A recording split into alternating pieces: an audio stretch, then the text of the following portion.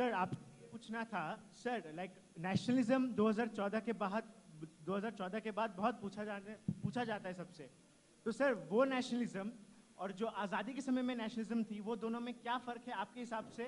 और एक लोकतंत्र में क्या किसी को भी हक होना चाहिए किसी की नेशनलिज्म पे संदेह करने का, या पूछने का, या दिखाने का कि तुम्हारे पास कितना नेशनलिज्म है, हमसे ज़्यादा है या हमसे कम है? पहले का नेशनलिज्म और 2014 के बाद वाला नेशनलिज्म क्या फ़र्क है?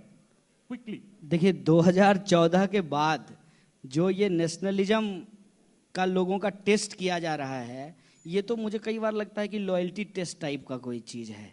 माने क्या है नेशनलिज्म? नेशनलिज्म कोई बुखार है क्या कि आप थर्मामीटर लगा करके चेक कर लेंगे कि 102 डिग्री है, नहीं 98 डिग्री है?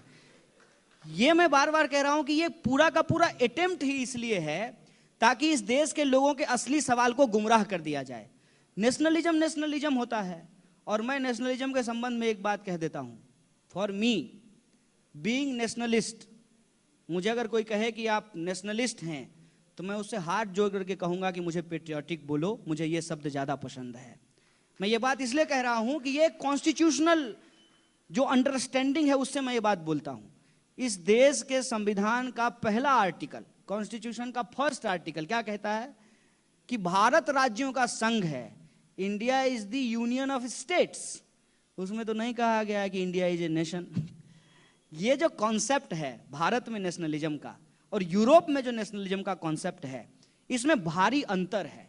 भारत के भीतर अलग अलग तरीके की नेशनैलिटीज हैं, और इसीलिए आप देखेंगे कि आसाम में लोगों का अलग झंडा होगा तो वो तिरंगा भी फहराएंगे और आसाम का भी अपना झंडा फहराएंगे। कर्नाटक में भी ऐसा होता है। हमारी जो है बोली भी अलग अलग होती है। राष्ट्रीय स्तर पर एक लैंग्वेज होगा और हमारे राज्य के स्तर पर एक अलग लैंग्वेज होगा। तो ये जो हमारी डाइवर्सिटी है, इस डाइवर्सिटी के चलते हम जो है कंट्रोल सी और कंट्रोल वी नहीं कर सकते हैं यूरोप के नेशनलिज्म के साथ। हमारा नेशनलिज्म जो है बिल्कुल अलग है, और यही जो हमारी डाइवर्सिटी है, हमारा जो नेशनलिज्म का डिस्कोर्स इतना डाइवर्स है, उसको श्रिंक करने के लिए, उसको छोटा करने के लिए और हमारे ऊपर वननेस थोपने के लिए इस तरीके का बाइनरी क्रिएट किया जा रहा है।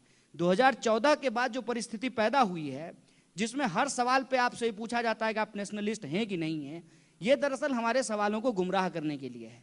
और जो सवाल ये पूछ रहे हैं उनसे पलट करके पूछिएगा कि राफेल डील में जो करप्शन हुआ है, ये नेशनलिस्ट करप्शन है या एंटी नेशनलिस्ट करप्शन है।